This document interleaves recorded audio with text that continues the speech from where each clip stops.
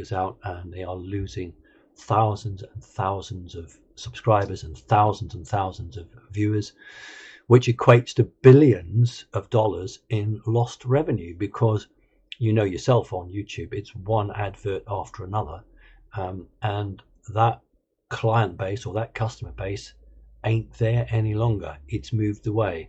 So the advertisers will begin to get a bit cute and say, this isn't so good.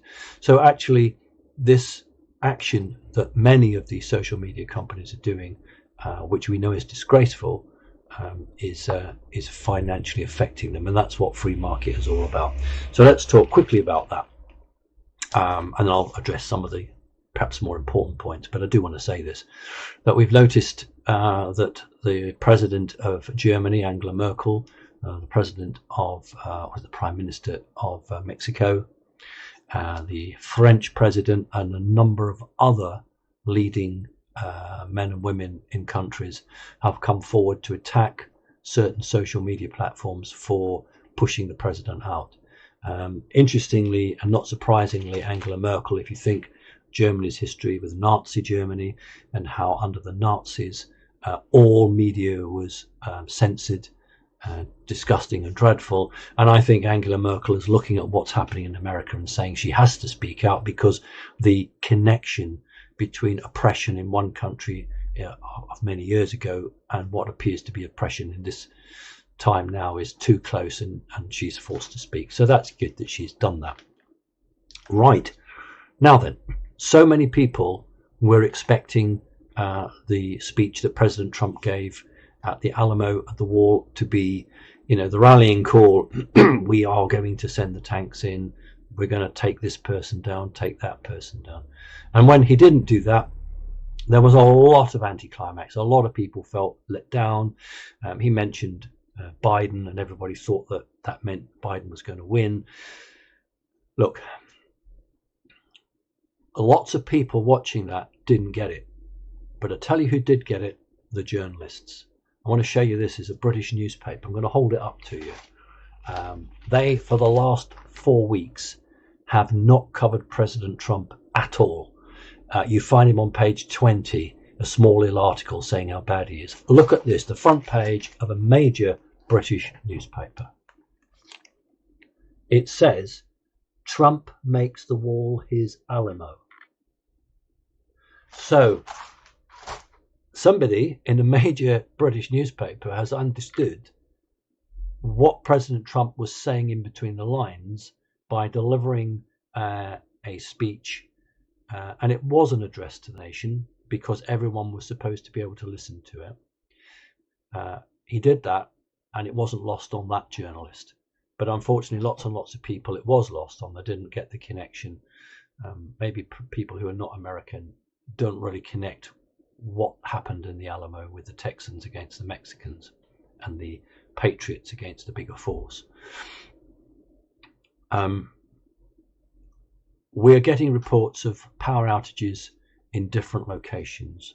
We've only had one report of some areas in California. That just could be domestic issues, we don't know. But we certainly have had outages in major areas of other countries.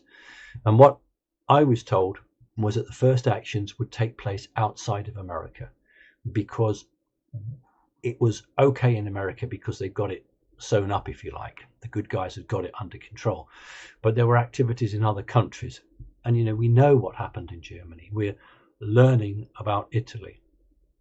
And so it's not surprising that maybe those countries have to have certain issues or certain actions. Right, I spoke to some of my contacts last night, and I said, your people, that's the American people, your people are getting very restless. They want some action. They're not actually necessarily want to see tanks on the streets, but some people do.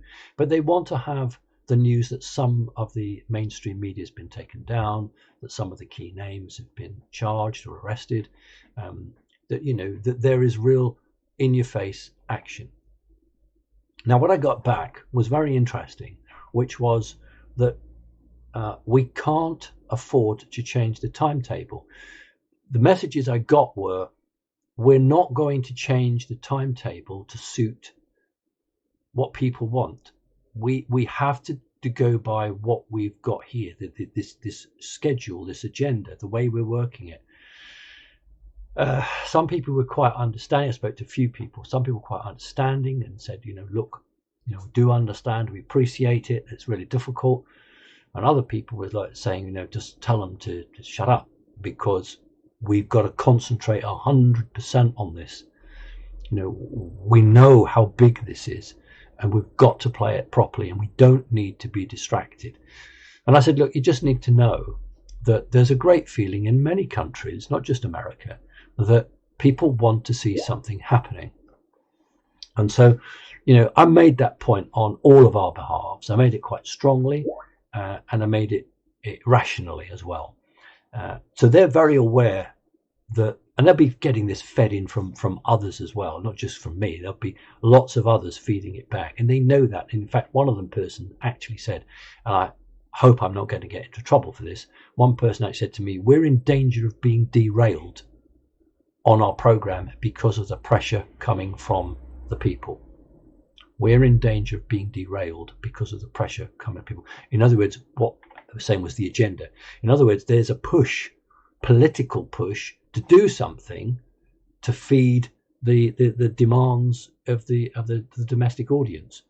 That's really interesting. That the pressure is getting right up to the administration. You have got to do something just to show that you're not just going to roll over and die. And I think that's the problem. Look, just because the president mentions the B name, Mr. Biden, or anything else, it doesn't mean that he's, how many more times has President Trump got to say, I don't concede?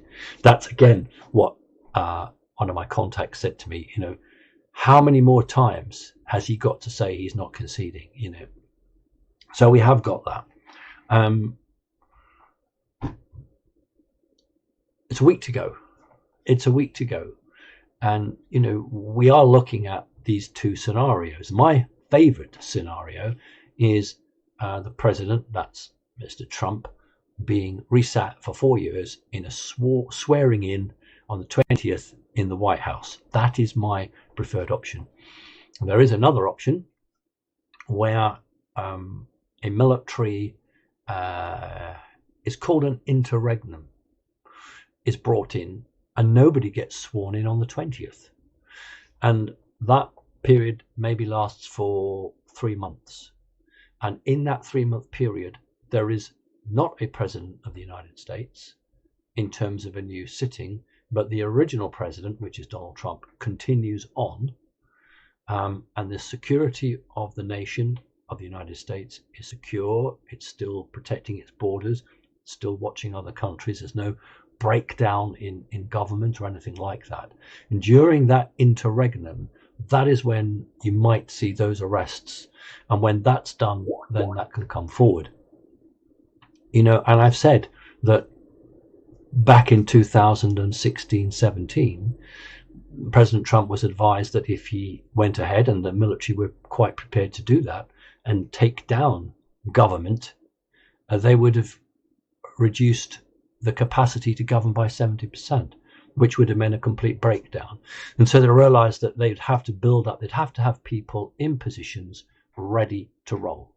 And that's what they've been doing for 4 years. So that if you take out certain key players, you can't necessarily promote, because the person below may be bad, and the person below that person may be bad. So they have to work out what they've got.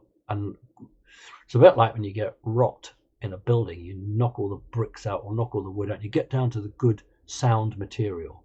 That's what they're going to do. And then they've got, I don't think they've got enough people, but maybe they've got enough to keep it ticking over in the short term. And they can bring these people in. Maybe there's some process that you can be sworn in as a I don't know, as a senator or a Congress person for a period of time, and then go seek re-election. Because that's the great thing about the good guys, the white hats, is they don't want a military dictatorship. All they want is a military holding period to clear it out and then hand it back to the politicians. The United States military do not seek to run the country. They don't. What they seek is to have a country they're proud of, and you American people are proud of, and us outside of America looking in at you guys, we're proud of. So I'm saying to you that nothing that I'm getting has changed any of what's going on. As hard as it is for us all to accept, again, another comment that I was given was, look, we could do this 4 hours before the supposed swearing in. You know, we could do it 5 minutes beforehand. So I'm left guessing, you know, because you never ever broadcast the most sensitive information. You don't do it. You do not, because the more you pass it on, the more easily it can be intercepted and the more easily it can be got. What I can say to you is that basically the way that it's looking is that the bad actors are becoming more jumpy. Now, we saw on Fox, they were covering Trump's speech at the Alamo, and he'd been speaking about a quarter into his talk, and they very disrespectfully and very rudely, in my view, cut and went straight to the DOJ. So they couldn't be accused of not covering the administration because they didn't feel they could cut the president and then go show cartoons, but they disrespectfully cut and it went across. And then I wrote, I did do this as an email actually because it's not sensitive, and I just said, look, what do you think of Fox now? And reply, and I explained, you know, because I don't think the person was actually in the Alamo, so they weren't actually looking at the Fox broadcast because they were out of camera shot, you know, with the border patrol. And no, it wasn't an email, I must have done a text, but anyway, it doesn't matter. And the response came back was, lol, they're all evil anyway. Lol, they're all evil anyway. And this other person on occasion has said to me, they're all coming down. So it may anger us that they're doing this, but those people who are planning the counter stuff, planning how they're going to do it, they've expected it. It's been projected forward. You know, nobody is going to be President Trump and do the 4 years and know that the election was changed against him and then just happily walk out the back door. You know, the only people that do that are those that are bribed. You know, we'll give you $1 million if you stop fighting. Well, we clearly know he's not been given $1 million because there is the man, as large as life, still fighting. Here's one thing that I didn't know. Anecdotally, we talked about it, but we didn't know. And I have to stress that the information I've been given is it's not certified. And when I say certified, I've not been given it as direct. This is accurate. I've been told that the information is pointing that way. And that is that President Trump, and I'm going to use the American term, President Trump flipped California. Now, I remember talking to my contacts about 2 weeks before the election. I think it was 2 weeks. It might have been a bit further. And there was a big gathering in California. And one of my contacts saying to me, wouldn't it be great if President Trump was to win California? And I said, yeah, they'd probably win a few areas, but they'd never win all of it. And the reply came back, you think? And that set me wondering, what does this person know? Because they're going to know more than I do. And then I was told last night, actually, when the truth does all come out, you'll find that President Trump won in California. Now, that I'm not American, but that is astonishing, to overturn a democratic stronghold like that. And that explains why so many people in America are aware of the truth. Because if for the first time in I don't know how many years a Republican was to do that. So that's that. There are moves afoot to start up a new political party in America. I think it's Great America. And although it's very fledgling and very small, it will be very interesting to see in the weeks and the months ahead whether this very small fledgling party, Great American Party, actually becomes a sort of a government of national unity, or whether the old lines hold true and they say, well, look, we just clear out all the Republicans that are bad, clear out all the Democrats that are bad, and we'll just put new men and new women in and we'll start it. I haven't a clue, but I think it's interesting that there's a grassroots movement to create a party that cannot be identified with a political colour, an elephant or a donkey, or whether you're pro big business or pro trade unions, or whether you support China or whether you think China's a threat. It just says it, doesn't it? Great America. So that's what's happening. There are some big changes that are occurring which nobody's reporting on, because the millions of people in America are perhaps now beginning to think, where do we go from here? So please don't lose faith.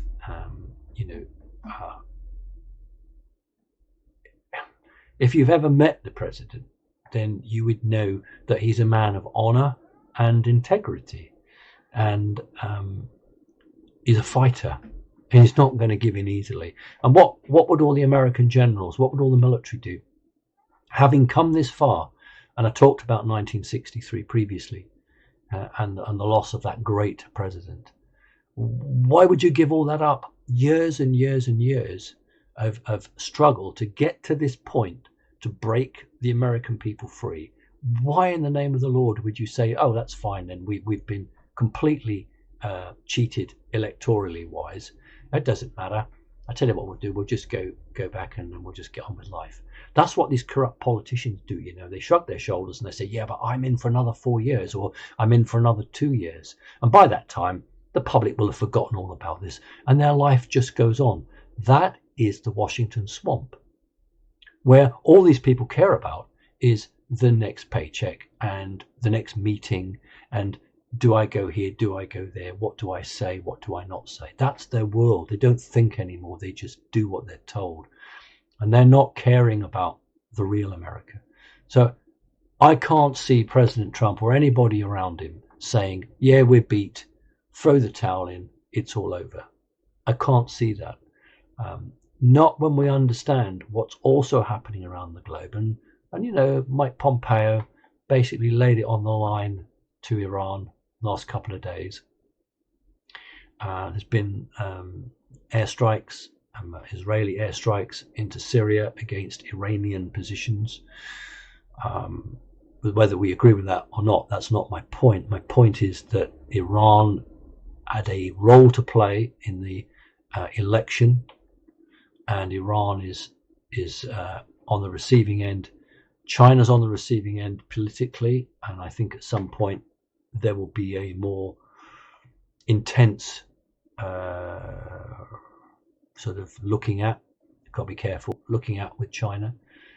Russia, you must have noticed how quiet they are, absolutely gone quiet. So certain leaders know what's coming. And you've picked up on the way that some people are now saying that, the big, they call them the big tech, the big corporations, the way they're behaving is wrong. Well, why are they suddenly turning on the big tech? Why are they publicly coming out and making statements? Might it be that they know what's coming? So just to make it clear, because Robert David Steele made a very good point. He said that Britain was some part to play in this very nasty election trickery. And I think that, it's possibly elements of MI6. And as Robert David Steele said, that we know the vast majority of these people are actually good, but there's a small core of them that are not good. So I just want to make it clear that if it's anyone, it's not going to be the Prime Minister. It'll be elements of MI6, which I think were complicit with the Italian situation. So that'll be interesting to see how the new America, let's call it that, the new America is going to deal with Great Britain. Is this amazing relationship that we keep on hearing about, is it going to survive? Or will there be a change in the way that our relationship works? And I honestly haven't the clue to that and the answer to that. So what I'm saying to you is that we've still got a week to go. There will be some action. And as I made clear, we, the public, want to see something that you can't dismiss. We want to see something that actually shows us that there's a real fight back, not some court case, because we know they're not going to go anywhere under the present circumstance. And God bless people like Linwood, and I mean that sincerely. I'm not being rude. I mean, God bless Linwood and Sidney Powell. They took it as far as they could take it. But if the system is not going to let you share that information, then what can you do? You have a bucket load of facts and truth, but if you're not allowed to spread that out on the table and let people look at it and make their own mind up, then your usefulness is limited. Remember that Sidney Powell is a military lawyer, so any courts martials that might come up, if she wants, she's got an exciting role to play in that.